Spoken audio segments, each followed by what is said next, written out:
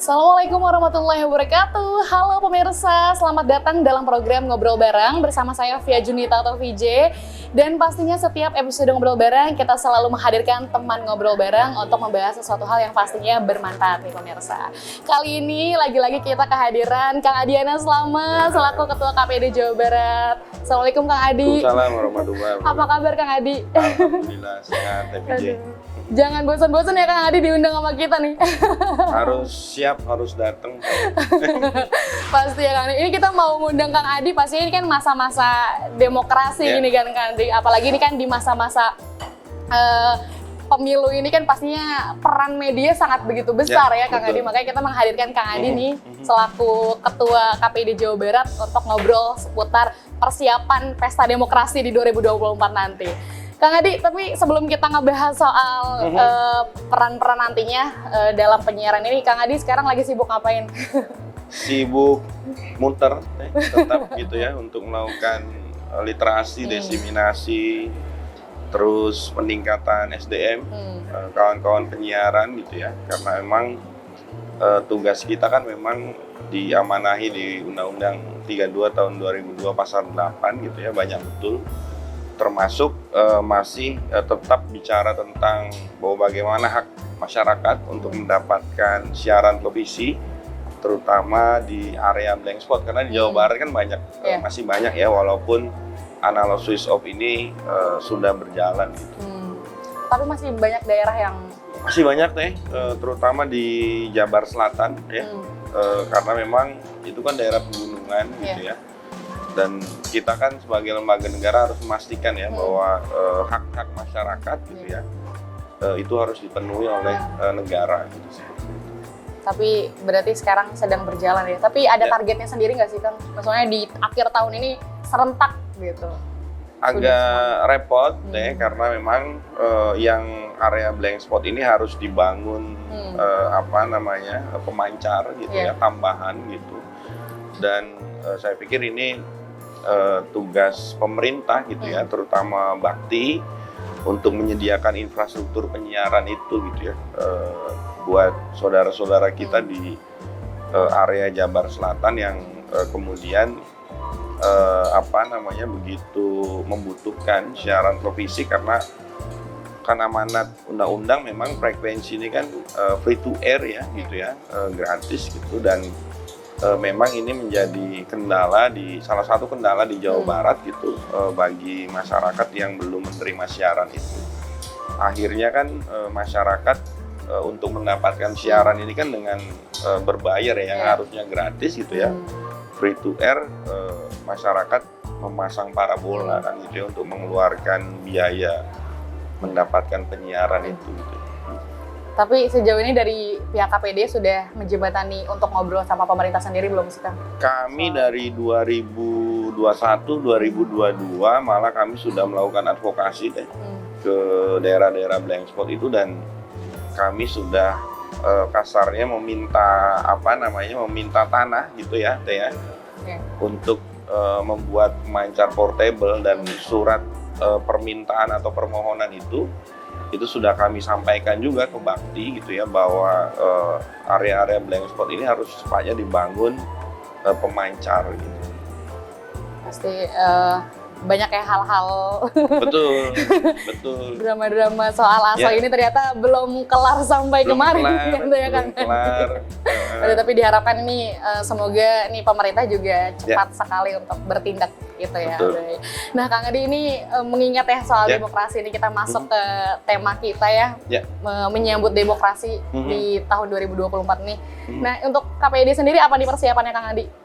Kami dari 2022 TVJ ya sudah melakukan deklarasi pemilu damai bersama kawan-kawan lembaga penyiaran gitu di bulan Desember 2022, dan penelitian gitu ya, riset menggandeng 4 kampus, salah satunya itu membahas tentang bahwa bagaimana positioning lembaga penyiaran gitu ya, khususnya televisi dalam pembangunan demokrasi di Jawa Barat gitu ya.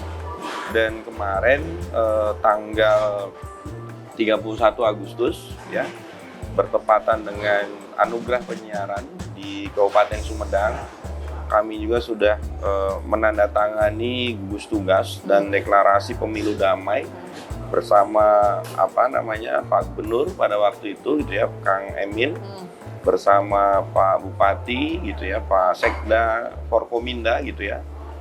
Lalu ada 18 partai politik beserta masyarakat plus gitu penyelenggara pemilu KPU dan Bawaslu itu mendeklarasikan pemilu damai juga gitu ya. Dan bahkan kami sudah melakukan langkah-langkah yang kemudian paling tidak gitu bahwa pemilu ini kan sebenarnya hajat kita bersama gitu. Maka lembaga penyiaran sebagai pilar keempat demokrasi gitu ya, dan memang di Jawa Barat ini masih tinggi gitu pemirsa yang melihat televisi, maka kami sebagai lembaga negara yang mengurusi permasalahan penyiaran, saya pikir ini harus secepatnya melakukan pengawasan gitu ya terhadap pemberitaan gitu, penyiaran gitu ya, dan nanti next ketika masa kampanye kami juga harus mengawasi tentang iklan ya. Politik atau iklan pemilu gitu di lembaga penyiaran, karena bagi kami KPI Jawa Barat gitu ya, bahwa masyarakat harus diedukasi TPJ gitu ya untuk bagaimana kualitas demokrasi ini bisa dilihat dari masyarakat ini mempunyai care atau tidak gitu ya terhadap permasalahan-permasalahan pemilu gitu ya, terutama informasi politik yang didapatkan dari lembaga penyiaran. Baik, Kang Adi, ini banyak mungkin pemirsa di rumah yang belum tahu gitu ya soal sebenarnya peran utama dari KPID Jawa Barat ini dalam penyelenggaraan pemilu ini sebenarnya apa? Ya, paling tidak di Undang-Undang 32 tahun 2002 gitu ya, kami dan P3SPS gitu ya, ada 2 pasal TPJ gitu ya, pasal 50 dan pasal 71 yang menyatakan bahwa yang pertama memang kami ini lembaga negara yang mengawasi permasalahan-permasalahan penyiaran, dan di 2 pasal itu menyatakan bahwa lembaga penyiaran itu tidak boleh memihak, harus proporsional gitu ya, tidak boleh partisan gitu, dan yang lain-lain. Maka tugas KPI Jawa Barat atau KPID Jawa Barat itu melakukan pengawasan terhadap program atau isi gitu ya dari tayangan-tayangan yang tadi ya, TPJ ya, penyiaran secara umum gitu ya, lalu pemberitaan, lalu iklan ya, iklan kampanye ya dalam konteks pemilu ini. Maka kami sudah melakukan koordinasi dengan semua stakeholder gitu dalam membangun ya pemilu ini supaya suasananya tidak mencekam ya, karena kita punya historis ya, punya sejarah yang cukup melelahkan gitu di pemilu 2014 dan pemilu 2019, bahwa memang pemilu ini seolah-olah genting tegang gitu ya, masyarakat terbelah, isu suku, agama, ras dan antar golongan begitu masif gitu, dan diharapkan dari historis itu gitu ya, kita semua mendorong bahwa pemilu ini dihadapi dengan riang gembira. Lembaga penyiaran juga menyuguhkan program gitu ya, pemberitaan dan iklan itu yang mendidik gitu untuk penguatan orientasi politik masyarakat Jawa Barat, TPJ. Tapi kemarin juga kan tahun lalu gitu ada evaluasi dari KPID Jawa Barat sendiri nggak sih Kang? Di tahun lalu kan mungkin gempuran-gempuran media nih, mungkin isu-isunya disetir nih oleh kepentingan politik dan lain sebagainya. Nah mungkin yang sekarang yang jadi sampai pada akhirnya dievaluasi, apa hal-hal dan langkah-langkah apa yang dilakukan oleh KPID? Kami tiap tahun TPJ selalu melakukan evaluasi ya, di bulan Desember biasanya kami coba melakukan expose gitu ya tentang seberapa banyak pelanggaran-pelanggaran terutama gitu ya, tidak hanya pada konteks pemilu sebenarnya ya, Tapi kemudian catatan yang kemudian kami terima gitu, lagi-lagi pemilu lembaga penyiaran dan pemilu ini menjadi konsen utama ya kami, di samping permasalahan permasalahan program ramah anak dan perempuan gitu ya, lalu masalah iklan obat ya khususnya di radio gitu ya, lalu permasalahan peningkatan SDM penyiaran ASO gitu ya, analog switch off, lalu program siaran keagamaan dan yang lain-lain gitu. Nah sehingga memang kenapa kemudian KPI Jawa Barat melakukan riset setiap tahun gitu, penelitian setiap tahun, karena memang untuk coba memetakan gitu ya permasalahan-permasalahan yang muncul di tahun-tahun sebelumnya. Beberapa yang sampai akhirnya sekarang jadi bahan untuk memperkuat lagi, dan makanya sekarang deklarasinya pemilu damai gitu. Pemilu ya. damai, betul. Nah untuk kemarin deklarasi pemilu damai itu sebenarnya isi ininya apa sih Kang? Ya, lebih detailingnya. Isinya paling tidak TPJ ya, pemilu itu harus jurdil ya, jujur, adil gitu ya. Pemilu itu harus dihadapi dengan riang gembira. Pemilu itu lembaga penyiaran harus coba menopang gitu ya, bahwa bagaimana demokrasi ini tidak memihak, maksudnya demokrasi tidak memihak, bahwa lembaga penyiaran ini harus ada di tengah-tengah gitu ya, di antara relasi ya, aktor gitu ya, baik itu pemerintah gitu ya, baik itu owners, baik itu pengiklan gitu ya, baik itu civil society, di dalamnya itu ada politisi gitu ya, lalu ada masyarakat sebagai audiens gitu ya. Dan memang ini di pemilu 2024 yang akan dilaksanakan pada 14 ya Februari, dan pemilu kada pada November 2024 gitu. Ini kita lembaga penyiaran paling tidak mendorong atau menyumbangkan sesuatu untuk demokrasi ini bermartabat seperti itu. Baik. Kang Adi, kita akan jeda dulu ya untuk ngebahas soal hal-hal lainnya pasti ya seputar media dan pesta demokrasi di tahun 2024. Jangan kemana-mana pemirsa, tetap di Ngobrol Bareng.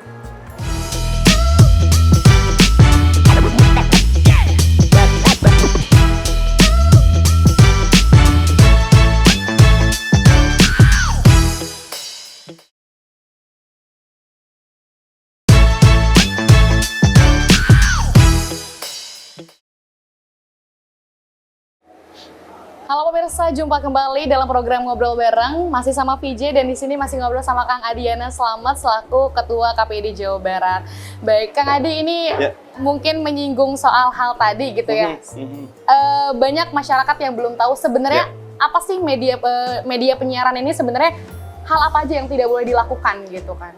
Ya, terutama tadi ya tidak memihak ya. Ambil contoh gini TVJ, jadi ada salah satu lembaga penyiaran misalkan ya yang kemudian terus-terusan memunculkan calon presiden gitu, padahal calon presidennya 3 misalkan ya, tapi yang dimunculkan cuma 1, yaitu kan yang kemudian tidak proporsional. Lalu misalkan lembaga penyiaran yang partisan, kenapa lembaga penyiaran yang partisan itu seperti apa gitu ya, lembaga penyiaran yang kemudian hanya coba memunculkan partai tertentu gitu ya, atau calon legislatif tertentu, atau calon presiden tertentu. Lalu misalkan di pemberitaan nih TVJ gitu ya, di pemberitaan misalkan ada satu news gitu yang kemudian muncul, itu tidak semua calon presiden gitu ya, atau calon legislatif dari berbagai macam partai ini dimunculkan. Nah ini yang kemudian lembaga penyiaran itu yang harus proporsional itu. Nah maka sesungguhnya gitu ya, kan secara filosofis gitu ya, di kenapa Undang-Undang 32 tahun 2002 itu ada gitu, kan lembaga penyiaran ini harus coba memperkukuh ya integrasi nasional, kan itu ya, maksudnya memperkukuh integrasi nasional itu. Lembaga penyiaran jangan kemudian memicu ya disintegrasi sosial ya. Disintegrasi sosial itu kan konflik, kecemburuan kan gitu ya. Nah, harusnya lembaga penyiaran ini mendorong gitu ya, memberikan informasi, mengedukasi gitu ya. Kalau bisa misalkan entertain-nya juga di demokrasi elektoral ini menjelang 2024 ini gitu ya, bisa mendorong juga entertain-nya itu dibumbui dengan informasi-informasi politik. Nah, ini yang kemudian kami selaku regulator lembaga negara yang kemudian mengurusi ya di Jawa Barat ini kurang lebih 437 lembaga penyiaran itu harus coba memberikan informasi kepada kawan-kawan lembaga penyiaran. Makanya running terus gitu ya, deklarasi gitu ya, kita bikin komitmen damai apa segala macam bersama seluruh stakeholder gitu ya, tidak hanya lembaga penyiaran, bersama kawan-kawan penyelenggara dan yang lain-lain. Nah, Kang Adi, ini juga menyinggung soal hal-hal pengawasan atau ya soal pelanggaran ini. Ini kan kemarin juga sempat rame-ramenya tuh soal kabar-kabar mengenai salah satu mungkin ya memang belum diumumkan sebagai capres gitu. Masih baca pres mungkin ya. Itu juga mungkin masih angan-angan gitu ya, belum tahu juga. Nah, ini yaitu isunya akhirnya dapat pelanggaran karena menjadi talent di sebuah iklan azan gitu. Nah, itu bagaimana sebenarnya, apa sih permasalahan yang sampai pada akhirnya jadi pelanggaran gitu, Kang Adi? Sebenarnya KPI pusat gitu ya tidak mengeluarkan bahwa itu adalah pelanggaran tadi, karena itu kan belum diatur ya. Jadi kami diskusi panjang gitu ya bersama kawan-kawan KPI pusat dan KPI seluruh Indonesia gitu ya. Yang pertama, kami ini adalah regulator, jadi bukan pengamat komunikasi politik gitu ya. Nah, pegangan kami gitu ya adalah regulasi ya, baik itu Undang-Undang 32 tahun 2002 maupun P3SPS, di samping ada PKPU. Nah, kasus azan itu gitu ya, karena di Undang-Undang 32 dan P3SPS itu belum diatur itu ya, lalu yang bersangkutan gitu ya belum menjadi capres ya, belum masih baca pres gitu ya. Maka ini menjadi satu catatan khusus gitu ya bagi kami gitu ya, karena belum diatur, maka KPI tidak mengeluarkan surat cinta atau ya surat cintanya teguran ya, sanksi gitu ya, tapi kemudian mengeluarkan himbauan saja supaya kontestan pemilu gitu ya, baik itu partai politik gitu maupun baca wapres gitu ya, untuk menjaga iklim politik kondusif gitu ya.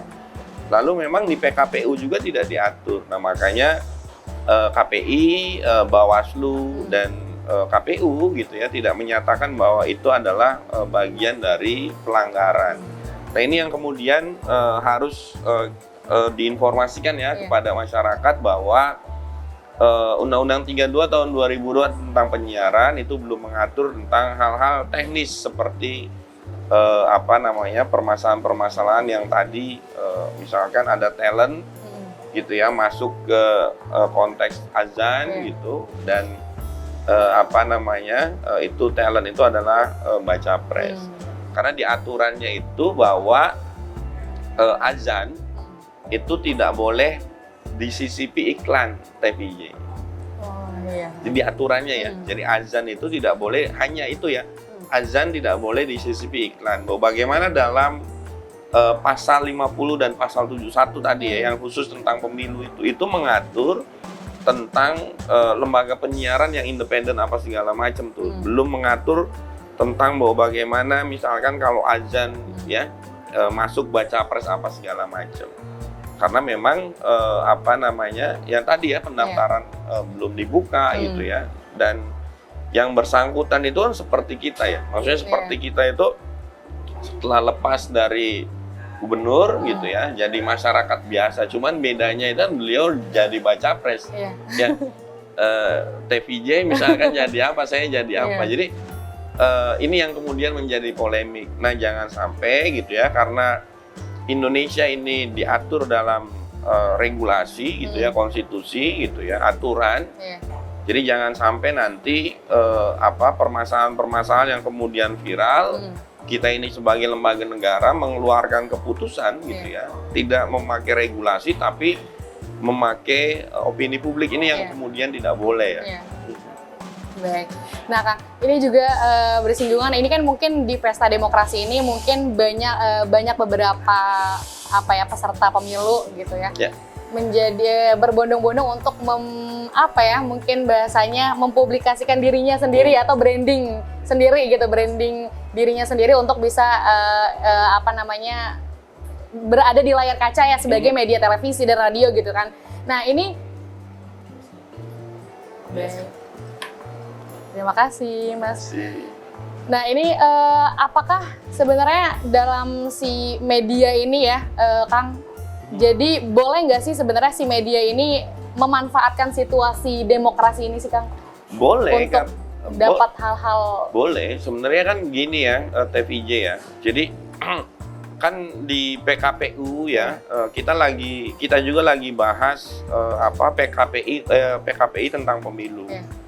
Jadi misalkan satu lembaga penyiaran gitu ya, atau satu partai politik. Itu kan boleh masang 10 spot iklan gitu ya. Satu partai politik ya, di satu lembaga penyiaran gitu. Itu kan aturan PKPU tuh. Untuk televisi misalkan 10 spot kan ya, dengan durasi paling lama 6 detik gitu ya.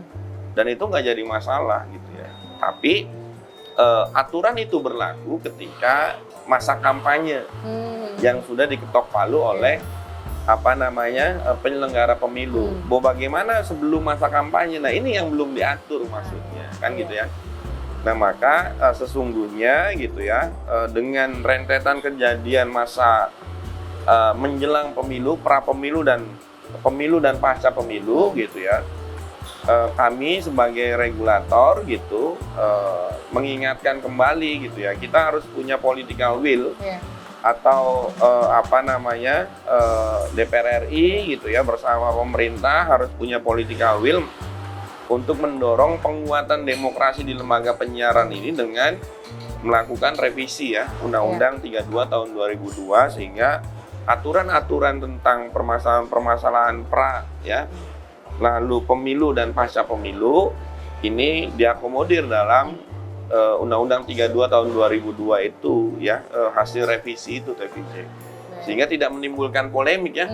Kemarin kan gaduh tuh ya, azan gaduh misalkan, atau misalkan waktu bulan Ramadan misalkan ya, ada caleg ya yang mengucapkan selamat berbuka puasa kan kayak gitu ya, di belakangnya itu logo partai. Nah, saya ditanya itu mau bagaimana kan gitu ya. Ya, itu belum ada aturannya. Ya. Jadi itu belum ada aturannya, maka kami menyerukan gitu ya, KPI seluruh Indonesia menyerukan bahwa revisi Undang-Undang 32 ini sebuah kebutuhan di samping misalkan kemajuan teknologi yang pesat gitu ya. Jadi persaingan industri lembaga penyiaran dengan yang OTT misalkan ya. Lalu permasalahan platform global yang mengambil ceruk ya, ekonomi atau iklan lembaga penyiaran kan, yang dikorbankan itu tidak hanya ngomong tentang permasalahan masyarakat gitu ya, tapi industri penyiaran juga gitu ya menjadi rugi gitu ya. Undang-Undang 32 ini tidak secepatnya direvisi, tidak hanya masalah politik Mas. Baik. Nah, Kang juga balik lagi ke masalah mengedukasi media gitu ya, apalagi media swasta misalkan yang memang pada dasarnya dia punya media sendiri nih Kang gitu. Nah, bagaimana cara KPID sebagai lembaga pengawasan penyiaran pengawasan di media penyiaran ini untuk mengedukasi para media gitu ya, pemilik media untuk tidak bisa disetir dengan kepentingan politik gitu Kang? Ada istilah gini ya, TVJ ya, dalam kajian Media and Culture Study gitu ya. Dulu itu ada media dulu ketika Undang-Undang 24 1997 itu kan undang-undang sebelum Undang-Undang 32 tahun 2002 ya. Itu ada istilah ideological state apparatus. Jadi lembaga penyiaran ini gitu ya dijadikan tools untuk menyebarkan ideologi yang diinginkan oleh penguasa pada waktu itu ya. Pada waktu itu masa pemerintahannya Orde Baru ya. Nah, jangan sampai ya hari ini itu ideological state apparatus itu diganti ideological owners apparatus, kan kayak gitu ya. Jadi jangan sampai kemudian lembaga penyiaran ini dijadikan alat ya oleh ownersnya untuk coba menanamkan kepentingan ya, tidak hanya ideologi itu, untuk menanamkan kepentingan karena mempunyai relasi kuasa, relasi politik gitu ya. Nah maka kami gitu ya terus-terusan menghimbau, bahkan di Jawa Barat ini melakukan diskusi gitu ya dengan penanggung jawab ya media atau lembaga penyiaran swasta itu, mewanti-wanti bahwa jangan sampai karena satu gitu ya masalah relasi kuasa politik, kedua masalah ceruk iklan politik gitu ya, lalu pemilik sah frekuensi yang namanya masyarakat ini dikorbankan ya. Ini yang kemudian menjadi catatan penting, sehingga kalau misalkan dua hal itu dilakukan gitu ya, maka demokrasi ini diyakini akan hancur gitu ya, karena lagi-lagi lembaga penyiaran ini itu adalah pilar keempat demokrasi ya, TPJ ya, selain eksekutif, legislatif, dan yudikatif. Baik, pemirsa, kita pastinya akan masih ngobrolin ya soal pesta demokrasi gitu ya, khususnya peran KPID Jawa Barat. Pemirsa jangan kemana-mana, tetap di Ngobrol Bareng.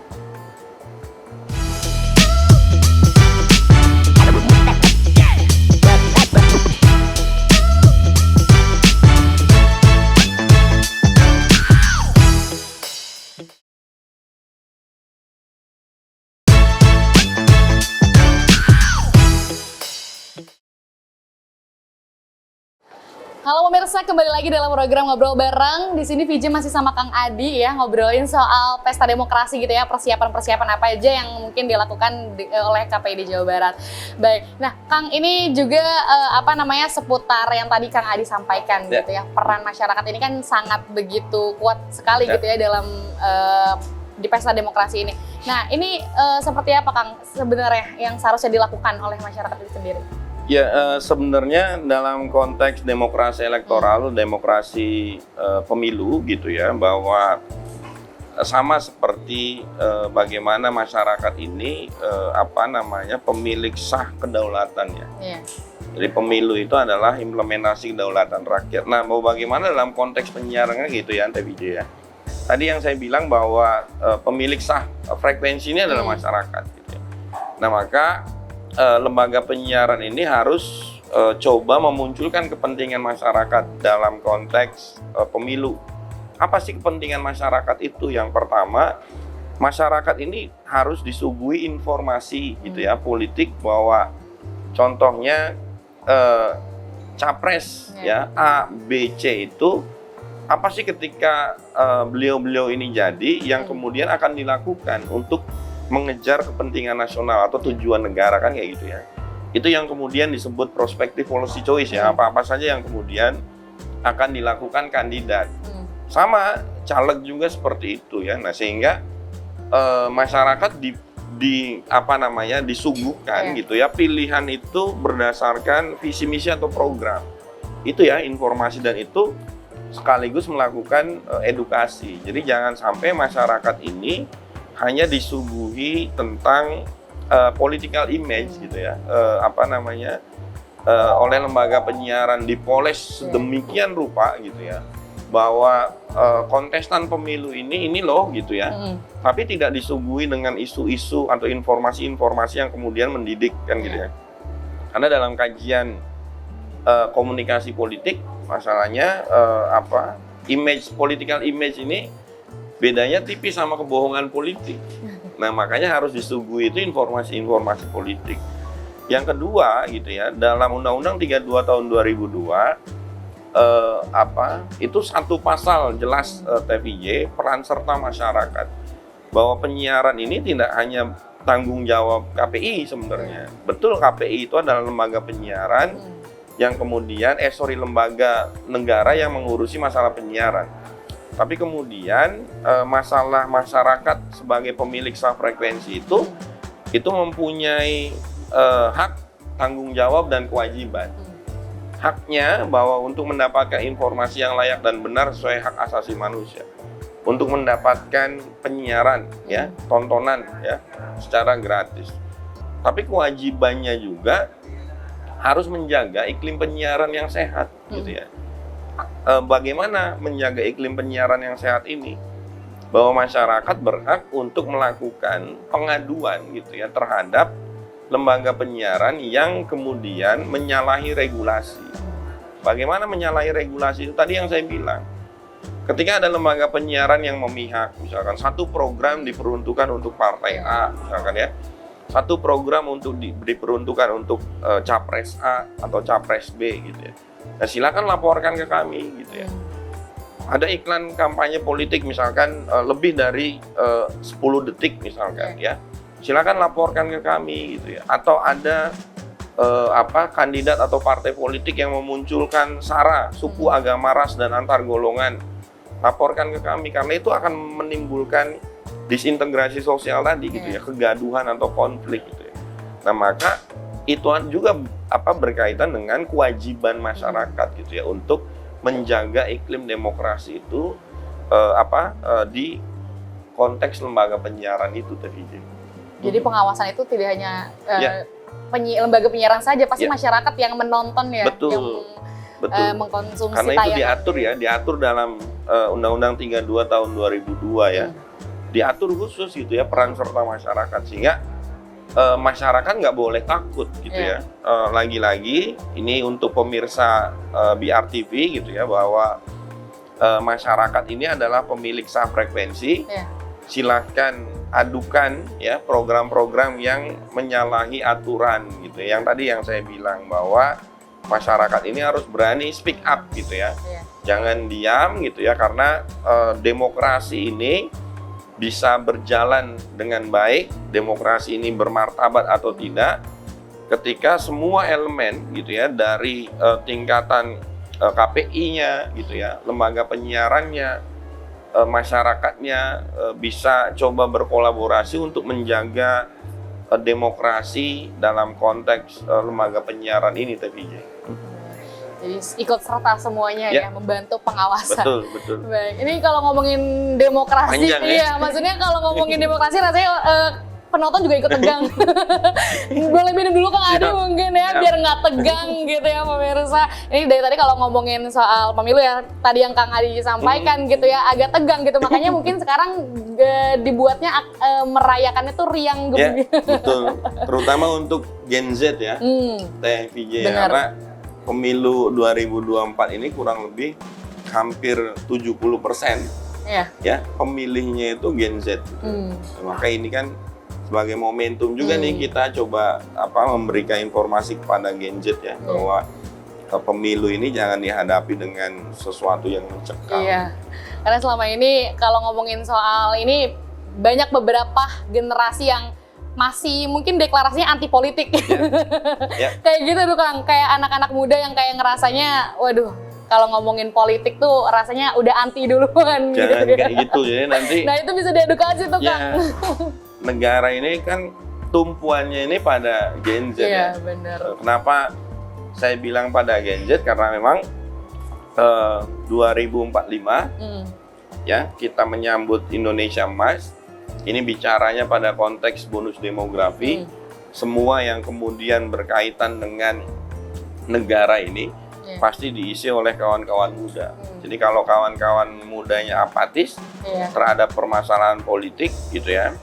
Jadi kalau menurut Fran Magnis Suseno ya, Romo Magnis TVJ, jadi kita harus mendorong seluruh warga bangsa untuk coba merayakan pemilu ini, terutama memilih, mencegah yang buruk berkuasa, gitu. Benar ya. Jadi jangan anti politik. Karena kan apalagi kan pemimpin itu kan jadi kedepannya juga untuk kita sendiri juga ya Kang ya, untuk kemakmuran masyarakat itu sendiri juga nih pemirsa.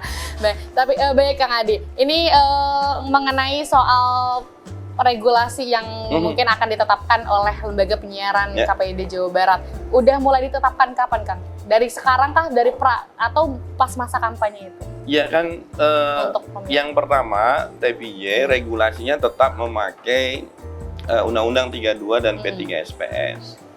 Tapi karena Undang-Undang 32 tahun 2002-nya ini banyak bolong-bolong, yang tadi gitu ya, Nah, maka kami coba menyuarakan gitu ya, KPI baik itu pusat maupun KPID coba menyuarakan untuk secepatnya revisi Undang-Undang 32 tahun 2002 ini untuk perbaikan penyiaran di Indonesia. Ya. Satu itu, kedua kami lagi merumuskan PKPI kepemiluan. Ini lagi didiskusikan dengan stakeholder gitu ya, lagi diuji publik itu, lagi coba dirumuskan bersama asosiasi, bersama lembaga penyiaran gitu ya, bagaimana nih gitu ya tentang PKPI kepemiluan ini menyambut gitu ya pendaftaran calon dan nanti November menyambut kampanye ya. Yang sudah ditetapkan oleh penyelenggara. Nah, sehingga memang aturannya harus jelas gitu ya supaya tidak menjadi polemik lagi-lagi di masyarakat gitu ya. Karena mau gimana juga gitu. Lagi-lagi positioning lembaga penyiaran ini sangat strategis gitu ya, di samping permasalahan-permasalahan yang berkaitan dengan edukasi umum, informasi umum, tapi kemudian masalah politik juga sangat strategis. Baik. Tapi apa sih Kang yang diharapkan di pemilu 2024 nanti dari KPID Jawa Barat ini sendiri? Yang pertama, harapan saya untuk lembaga penyiaran ya, bahwa lembaga penyiaran tetaplah menjadi bridge, menjadi jembatan antara political organization gitu ya, antara peserta pemilu ya dengan masyarakat atau dengan pemilih ya, sehingga lembaga penyiaran ini tidak geser ke atas deh. Maksudnya tidak geser ke atas ini tidak ke political organization gitu ya, tidak ke peserta pemilu atau tidak ke elit atau tidak ke owners ya, tapi tetap menjadi bridge gitu ya.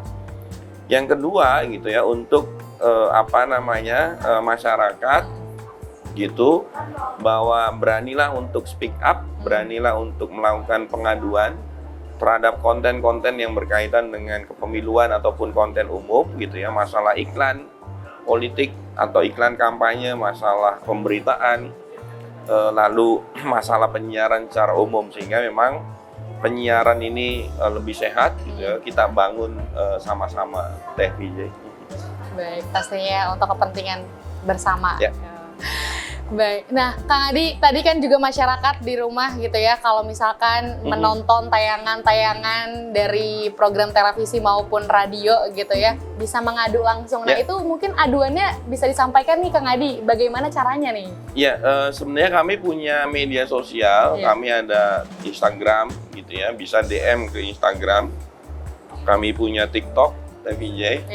Kami punya Facebook, kami punya Twitter gitu ya, atau datang langsung ke Jalan Malabar 62, Kota Bandung, atau misalkan ada hotline gitu ya, yang kemudian bisa dilihat di media sosial kami gitu ya, sehingga memang semua saluran gitu ya untuk menginformasikan atau mengadukan itu bisa dari manapun ya. Jadi bisa lewat media sosial gitu ya, maupun bisa langsung datang atau ke atau bisa ke Instagram TVJ juga. Boleh ya, nanti saya sampaikan ke Kang Adi. Atau ke BRTV misalkan, nanti BRTV menyampaikan ke kami gitu ya. Jadi bisa ya, semua dalam pengawasan tontonan yang pastinya semua hal di media gitu ya, pastinya ada peran serta masyarakat yang diharapkan oleh media-media penyiaran, khususnya KPID Jawa Barat sebagai media pengawasan. Baik, terakhir Kang Adi, closing statement yang mungkin Kang Adi bisa sampaikan untuk pemirsa BRTV di rumah, silakan. Ya, untuk pemirsa BRTV gitu ya, bahwa pemilu ini adalah hajat kita semua, bahwa lembaga penyiaran ini harus menyuguhkan informasi-informasi yang berkualitas ya, tidak menyuguhkan yang mengakibatkan permusuhan, maka lembaga penyiaran ini menjadi salah satu ruh ya, pemilu ini berjalan baik atau tidak ya, dan beranilah untuk coba melaporkan. Dan satu lagi TVJ, tontonlah BRTV untuk mendapatkan informasi politik yang baik ya dan benar gitu ya dalam konteks pemilu. Oke, baik. Terima kasih Kang Adi atas waktunya.